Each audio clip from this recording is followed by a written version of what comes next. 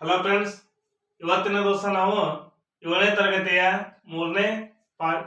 ಮೂರನೇ ಪಾಠವಾದಂತಹ ದತ್ತಾಂಶಗಳ ನಿರ್ವಹಣೆ ಈ ಪಾಠದ ಅಭ್ಯಾಸ 3.1ರ ಲೆಕ್ಕಗಳನ್ನ ನಾವಿವತ್ತು ಬಿಡಿಸ್ತಾ ಇದ್ದೀವಿ. ಮೊದಲನೇದಾಗಿ ನೋಡಿ, 5ನೇ ಪ್ರಶ್ನೆಯಲ್ಲಿ 4ನೇ ಪ್ರಶ್ನೆಯನ್ನ ಬಿಡಿಸಬೇಕಾಗಿದೆ.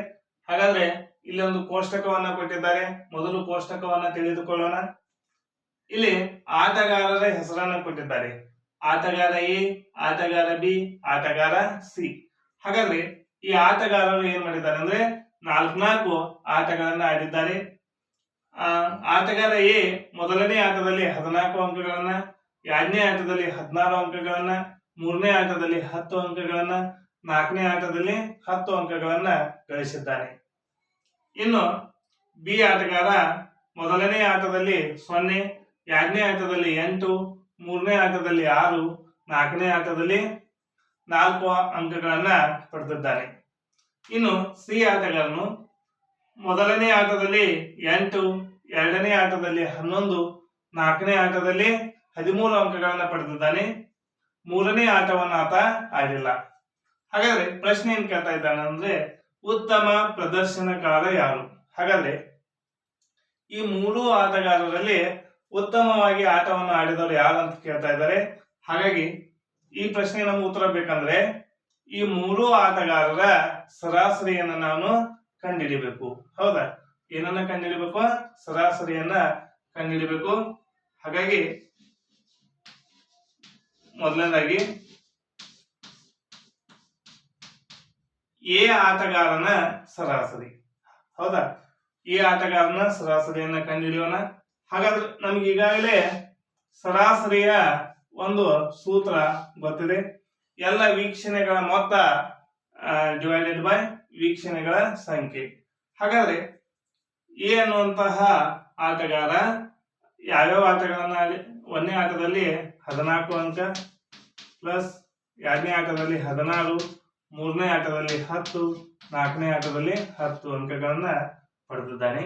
ಈ ಅಷ್ಟು ಅಂಕಗಳ ಮೊತ್ತವನ್ನ 4ರಿಂದ ನಾವು ಭಾಗಿಸಬೇಕಾಗಿದೆ. ಯಾಕಂದ್ರೆ ಅಲ್ಲಿ ಒಟ್ಟು 4 ಆಟಗಳನ್ನ ಆಡಿದ್ದಾನೆ.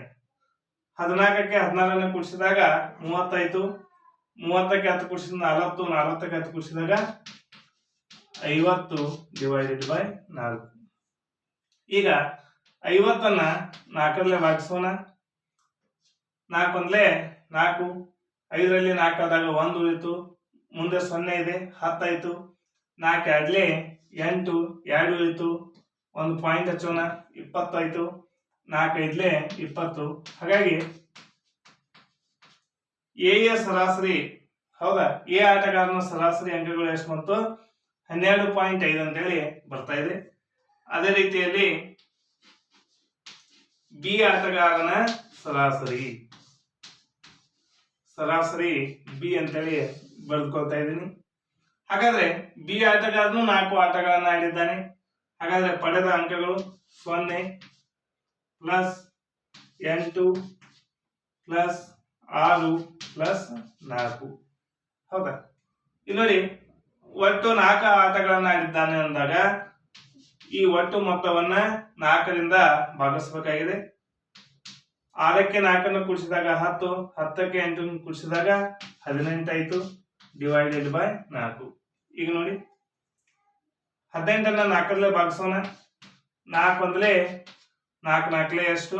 16, 4 4ಲೆ 16. 18ರಲ್ಲಿ 14ಅನ್ನ ಕಳೆದಾಗ 2 ಉಳಿತು, ಪಾಯಿಂಟ್ ಇದ್ದಾಗ ಒಂದು 0 ಆಯ್ತು. ಹಾಗಾದ್ರೆ 20 ಆಯ್ತು. 4 5ಲೆ. ಹಾಗಾಗಿ ಬಿ ಆಟಗಾರನ ಸರಾಸರಿ ಎಷ್ಟು ಬಂತು? 4.5.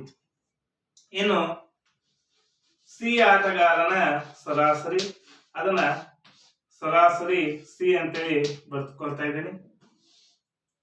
ಈತ 1ನೇ ಆಟದಲ್ಲಿ 8 ಅಂಕ, 2ನೇ ಆಟದಲ್ಲಿ 11. ನೋಡಿ, ಆತ 3ನೇ ಆಟ ಆಡಿಲ್ಲ, ಬಿಟ್ಬಿಡೋಣ. 4ನೇ ಆಟದಲ್ಲಿ 13ಅನ್ನ ಪಡೆದಿದ್ದಾನೆ. ಹೀಗಾಗಿ ಈ ಒಟ್ಟು ಮೊತ್ತವನ್ನ ನಾವು 3ರಿಂದ ಭಾಗಿಸೋಣ. ಎಷ್ಟಾಗ್ತಾ ಇದೆ ನೋಡಿ, 8ಕ್ಕೆ 1 ಕೂಡಿಸಿದಾಗ 9, 9ಕ್ಕೆ 3 ಕೂಡಿಸಿದಾಗ 12 ಆಯ್ತು. ಕೈಲ 1, 1 2 3. ಹಾಗಾಗಿ ಒಟ್ಟು ಎಷ್ಟು ಆಗ್ತಾ ಇದೆ? 32 ಬರ್ತಾ ಇದೆ. Divided by 3. 32ನ್ನ ನಾವು ಯಾವ್ದ್ರಿಂದ ಭಾಗಿಸೋಣ? 3ರಿಂದ ಭಾಗಿಸಿದಾಗ 3 ಹತ್ಲೆ 30 ಆಗ್ತಾ ಇದೆ, ಪಾಯಿಂಟ್ ಉಳಿತು. ಆಮೇಲೆ 21ದಾಗ 3 6ಲೆ, ಹಾಗಾಗಿ 10.6 ಸರಾಸರಿ ಬರ್ತಾ ಇದೆ. ಈಗ ನಾವು ಎ ಆಟಗಾರನ ಸರಾಸರಿ, ಬಿ ಆಟಗಾರನ ಸರಾಸರಿ, ಸಿ ಆಟಗಾರನ ಸರಾಸರಿಯನ್ನು ಕಂಡುಹಿಡಿದಿದ್ದೇವೆ. ಎ ಆಟಗಾರದ್ದು 12.5, ಬಿ ಆಟಗಾರದ್ದು 4.5, ಸಿ ಆಟಗಾರದ್ದು 10.6 ಅಂತೇಳಿ ಬರ್ತಾ ಇದೆ. ಹಾಗಾಗಿ ಇಲ್ಲಿ ಉತ್ತಮ ಪ್ರದರ್ಶನಕಾರ ಯಾರಪ್ಪ ಅಂತಂದಾಗ ಇಲ್ಲಿ ಯಾರ ಸರಾಸರಿ ಹೆಚ್ಚಾಗಿದೆ? ಎ ಸರಾಸರಿ ಆಗಿದೆ. ಆದ್ದರಿಂದ ಉತ್ತಮ ಪ್ರದರ್ಶನಕಾರ ಯಾರು? ಎ. ಉತ್ತಮ ಪ್ರದರ್ಶನಕಾರ ಎ ಅಂತೇಳಿ ನಾವು ಕಂಡುಹಿಡಿದಿದ್ದೇವೆ.